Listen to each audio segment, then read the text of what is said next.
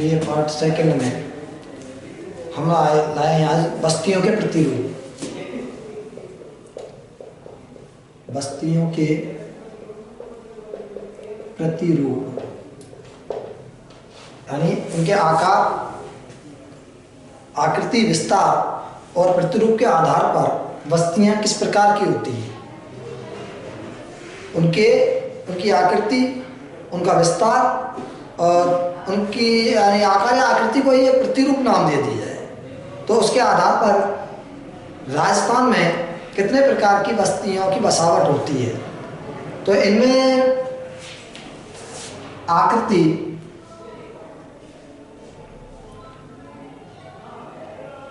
प्रकार एवं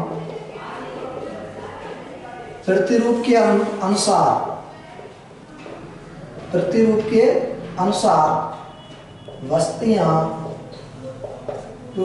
बस्तियां 14 प्रकार की होती हैं। 14 प्रकार की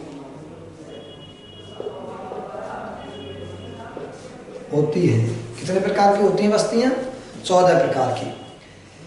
जो बस्तियां जहाँ भी जैसे बसी हुई होती हैं तो वो 14 प्रकारों में बसी होती हैं सिलेबस के अनुसार, जिसमें रेखीय प्रतिरूप है, चौराहा प्रतिरूप है, अरेय प्रतिरूप है। तो इस प्रकार की जो बस्तियां होती हैं वो राजस्थान में लगभग 14 प्रकार की पाई जाती हैं। उनमें से पहली है नंबर 1 रेखीय प्रतिरूप।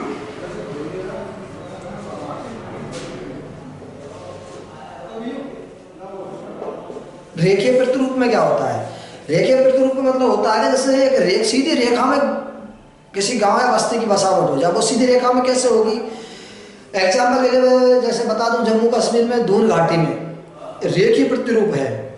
दूसरा है जैसे किसी सड़क के किनारे या किसी रेलवे लाइन के किनारे सीधी रेखा में बस जाना गांव, बस्ती, तो उसको कहते हैं हम रेखीय बस्ती। किसी नदी है, नहर बह रही है, नहर के किनारे एक लंबी रेखा में बस गए, गांव बस गया, वो बस्ती रेखीय बस्ती हो गई। सड़क के किनारे बस गया, रेलवे लाइन के किनारे बस गया। तो ये क्या हो गया?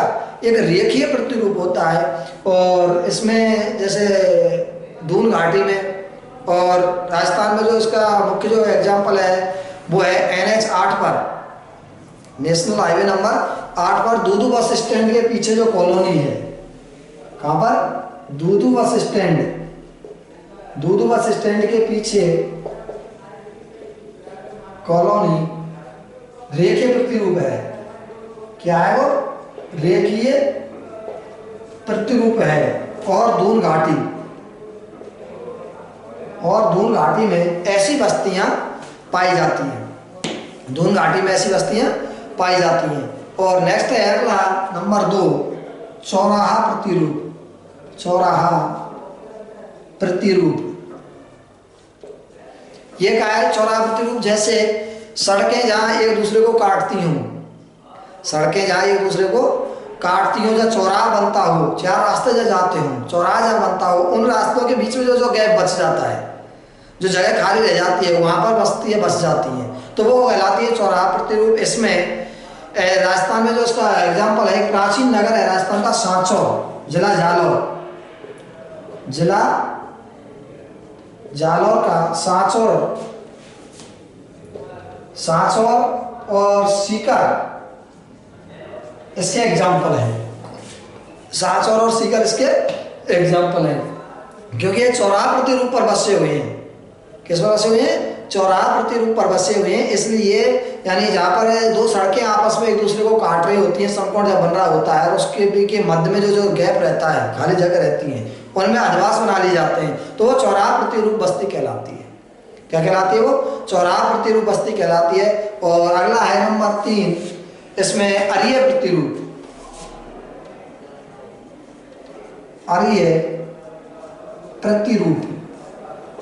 अरीय प्रतिरूप में क्या होता है? अरीय प्रतिरूप में यानी 5-7 मार्ग विसर्जित होते हैं, 5-7 मार्ग निकल कर जाते हो इधर उधर। तो भारत के क्या है, अधिकांश गांव इसी प्रतिरूप से बसे हुए हैं, जो दूसरे गांव से वो यातायात का संबंध बना करके रखते हैं। कोई भी गांव है, गांव भारत का, चाहे वो राजस्थान का हो या भारत का हो, प्रत्येक गांव से उसके पड़ोसी गांव के लिए अलग से रास्ता जाता है। चारों दिशाओं में, सभी दिशाओं में किसी जो पड़ोस का गांव है उस गांव को जाने के लिए प्रत्येक गांव से कच्चा रास्ता या पक्की सड़क, कैसे भी डाम गिट्टी वाली सड़क, कैसी भी सड़क हो, हर गांव के लिए अपनी अलग से रास्ता जाता है। 5-7 रास्ते सभी दिशाओं में वहां से निकलते हैं। यानी भारत का प्रत्येक गांव इसकी बसावट है। भारत के अधिकांश गांव, भारत के अधिकांश गांव इसके अंतर्गत आते हैं, इसके अंतर्गत आते हैं। और नंबर 4 है त्रिभुजाकार प्रतिरूप। नंबर 4 त्रिभुजाकार प्रतिरूप। नंबर 4 त्रिभुजाकार प्रतिरूप। त्रिभुजाकार प्रतिरूप ऐसा तो सड़क हो चाहे रेलवे लाइन हो, जहां एक दूसरे पर आकर के त्रिभुज जैसी आकृति बना रही हो, या एक बिंदु से जहां 2 दिशाओं में जा रही हो, मध्य में जो आकृति बनती है वो त्रिभुज जो बनता है उसको कहते हैं त्रिभुजाकार आकृति। उदाहरण के लिए फुलेरा कस्बा, जयपुर के पास में फुलेरा कस्बा है, वहां से एक तो रेलवे लाइन जाती है जयपुर अजमेर, जयपुर से अजमेर, एक जाती है जयपुर से फलौदी जोधपुर होते हुए, तो वहां पर वो त्रिभुजाकार आकृति बनती है। क्या बनती है वहां पर? वो त्रिभुजाकार आकृति बनती है, जो त्रिभुजाकार प्रतिरूप का बहुत ही अच्छा उदाहरण है फुलेरा कस्बा। फुलेरा कस्बा एक अच्छा उदाहरण है। फुलेरा कस्बा एक अच्छा उदाहरण है। फुलेरा जो कस्बा है वो एक अच्छा उदाहरण है इसका त्रिभुजाकार प्रतिरूप में। अब वो तो रेलवे लाइन है फुलेरा जो कस्बा है, लेकिन ऐसी स्थिति में सड़क भी तो हो सकती है। तो जहां पर त्रिभुज जैसी आकृति में उसके मध्य में जो त्रिभुज टाइप में जो जगह बचती है उसमें अधिवास बस जाते हैं, यानी आबादी जनसंख्या जहाँ नए रूप में बस जाती है तो उसको कहते हैं हम त्रिभुजाकार प्रतिरूप। इसके बाद में आता है वृत्ताकार प्रतिरूप। नंबर 5 वृत्ताकार प्रतिरूप। वृत्ताकार प्रतिरूप क्या होता है? वृत्ताकार प्रतिरूप होता है किसी झील के किनारे या किसी तालाब के किनारे गोलाकार रूप में चारों तरफ से जो आवास बन जाते हैं। वृत्ताकार वृत्त से घट के जो वृत्त होता है, वृत्त जैसी आकृति में उसके चारों तरफ जो वृत्त बन जाते हैं उसको कहते हैं वृत्ताकार प्रतिरूप। क्या कहते हैं उसको? वृत्ताकार प्रतिरूप। और अगला आता है तीर प्रतिरूप। क्या आता है? तीर प्रतिरूप। तीर प्रतिरूप में क्या होता है? तीर प्रतिरूप में यानी तीर जैसी आकृति, बसावट तो है, अधिवास तो बने हुए हैं, गांव तो बना हुआ है, मकान तो बने हुए हैं, लेकिन आगे से कम और पीछे से चौड़े हों। आगे से कम बसे हों, पतले होते चले गए हों और पीछे से चौड़े चौड़े होते चले गए हों, तो उसको कहते हैं तीर प्रतिरूप। इसका बहुत ही बढ़िया एग्जाम्पल है कन्याकुमारी, दक्षिण भारत में।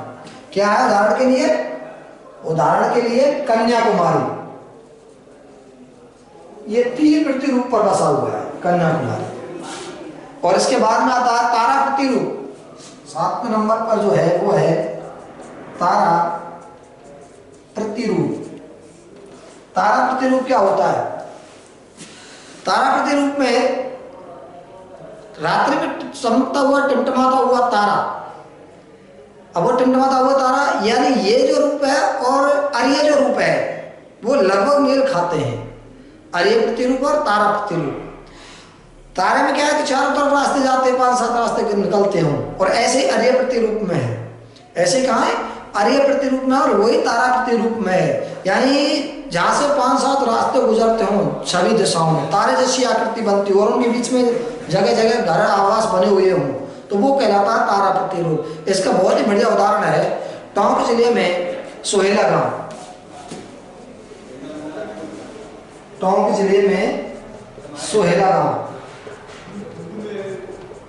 सोहेला गांव ये होता है तारा प्रतिरूप, जहां पर मेन बिंदु से चारों तरफ रास्ते गुजरते हो, 5-7 रास्ते जाते हो, उनके बीच में जगह जगह अधिवास बने हुए, मकान बसे हुए हों, लोग रह रहे हों, तो वो तारा जैसी आकृति दिखाई देती है, उसको कहते हैं हम तारा प्रतिरूप। उसके बाद में आता है अनियमित प्रतिरूप। उसके बाद आता है अनियमित प्रतिरूप, 8वां अनियमित प्रतिरूप। ये क्या होता है?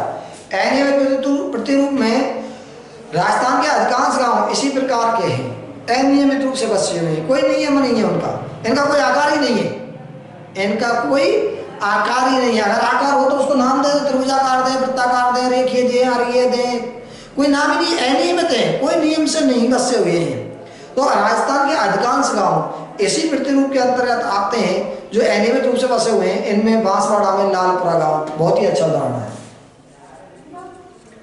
बांसवाड़ा जिले में लालपुरा गांव,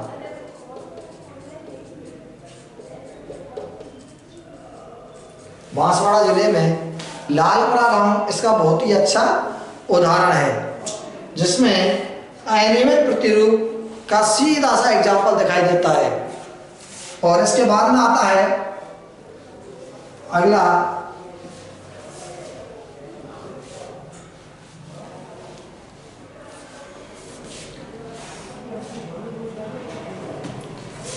नौवां है, ये हो गया आपके तारा प्रतिरूप और अनियमित प्रतिरूप। और नौवां है सुस्ट्रिंग प्रतिरूप,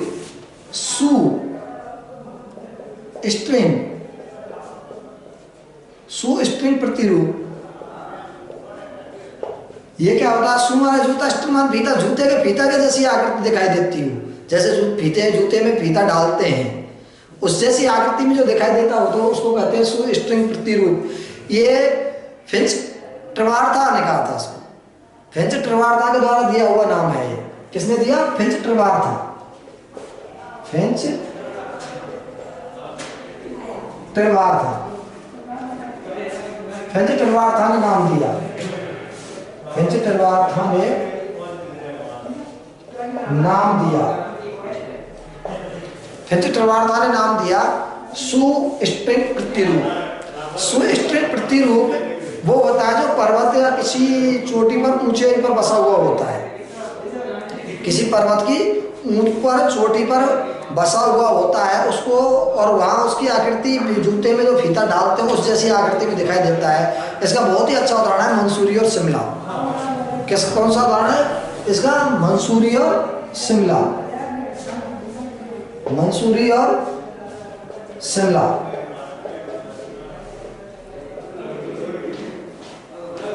ये सुस्ट्रिंग प्रतिरूप के अंतर्गत दिखाई देते हैं क्योंकि ये ऊपर चोटी पर दिखाई बसे हुए हैं और इसमें आकृति में है जो सुस्ट्रिंग जल की आकृति होती है, गुथे हुए रहते हैं एक दूसरे से, छोटा एक ऊंची चोटी पर होते हैं। तो इसको एक बढ़िया जो एग्जाम्पल है, अच्छे एग्जाम्पल है वो है मंसूरी और शिमला। इसके बाद में आता है अर्धवृत्ताकार प्रतिरूप। 10वां है अर्धवृत्ताकार प्रतिरूप। अर्धवृत्ताकार प्रतिरूप होता है। एक तो आया था वृत्ताकार प्रतिरूप जो किसी नदी, वो तालाब या झील के चारों तरफ बस जाते हैं गोल जैसी आकृति में, वो तो होगा वृत्ताकार। और इसमें कहा है अर्धवृत्ताकार प्रतिरूप। अर्धवृत्ताकार प्रतिरूप में क्या होता है? ये जो आकृति होती है मकड़ी के जाल के समान होती है। मकड़ी जो जाल बनाती है दीवारों पर या कहीं, तो वो आधे वृत्त बना देती है। क्या बना देती है? वो आधा वृत्त जैसा बना देती है, तो उसको कहते हैं अर्धवृत्ताकार है, मकड़ी के जाल के समान, मकड़ी के जाल के समान आकृति में बसा गांव, आकृति में बसा हुआ गांव या बस्ती क्या कहलाता है? अर्धवृत्ताकार प्रतिरूप। इसके बाद आता है चौकोर प्रतिरूप। 11वां चौकोर प्रतिरूप। चौकोर प्रतिरूप क्या होता है? चौकोर प्रतिरूप होता है जो ऊंचे मकान बसे हुए, ऊंचे मकान बने हुए हों। चौकोर प्रतिरूप में ऊंचे मकान बने हुए हों और एक दूसरे जो सड़कें हैं वो एक दूसरे को समकोण पर काटती हों, चौड़ी सड़कें हों, समकोण पर काटती हों, सभी दिशाओं में हों और समतल भूभाग पर हों। किस पर हों? समतल एकदम प्लेन भूभाग पर बसे हुए हों, वो कहलाता है चौकोर प्रतिरूप। लगभग 80% मेल खाता है आयताकार प्रतिरूप से। किससे मेल खाता है? आयताकार प्रतिरूप से मेल खाता है, लेकिन ये चौकोर प्रतिरूप होता है, आयत जैसा होता है, चौकोर प्रतिरूप होता है। तो ये आयताकार प्रतिरूप से मेल खाता है। और इसका जो सबसे बढ़िया उदाहरण है वो हमारे राज्य की राजधानी जयपुर। सबसे बढ़िया उदाहरण क्या है इसका? हमारे राज्य की राजधानी जयपुर और बांसवाड़ा का सावनिया गांव। जयपुर और बांसवाड़ा का सावनिया गांव, बांसवाड़ा का सावनिया गांव। और इसके बाद में है 12वां, जो अगला प्रतिरूप है वो है पंखा प्रतिरूप।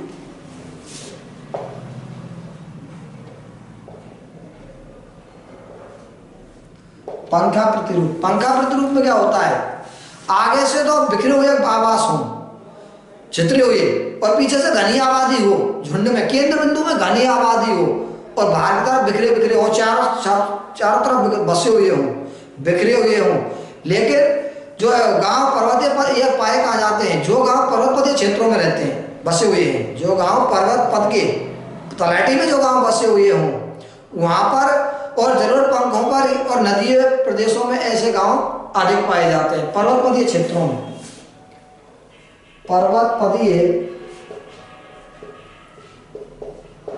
पर्वतपदीय क्षेत्रों में और नदी वाले क्षेत्रों में, नदियों के प्रदेशों में, पर्वतपदीय क्षेत्रों में और नदी प्रदेशों में ऐसे अधिवास अधिक मिलते हैं, ऐसे अधिवास अधिक मिलते हैं,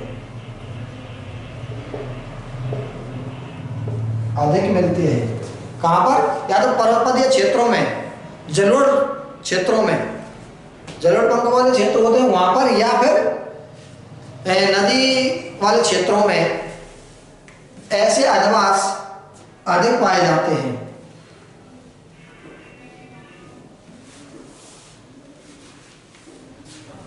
इसके बाद में आता है सीढ़ी प्रतिरूप।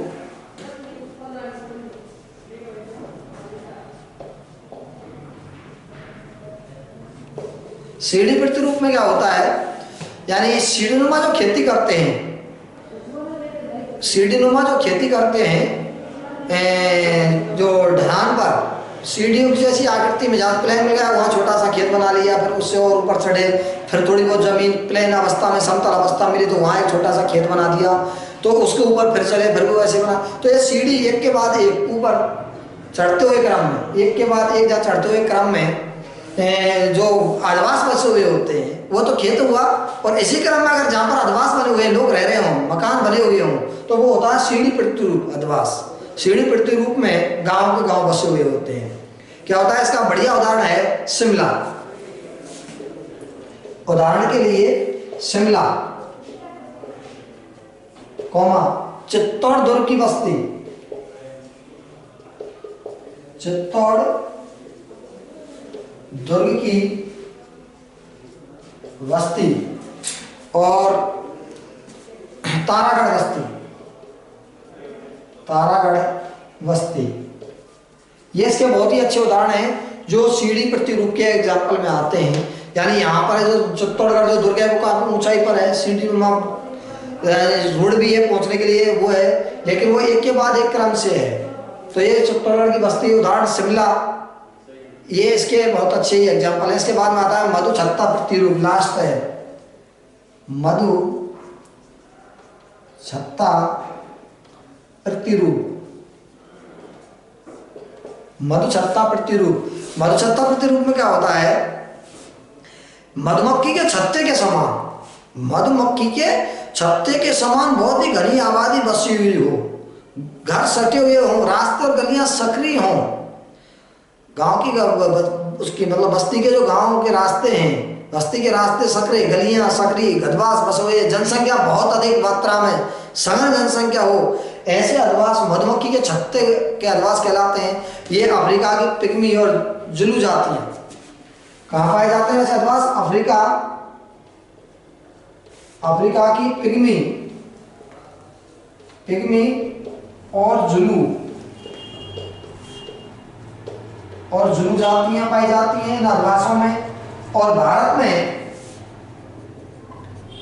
भारत में गोंडा और संथाल,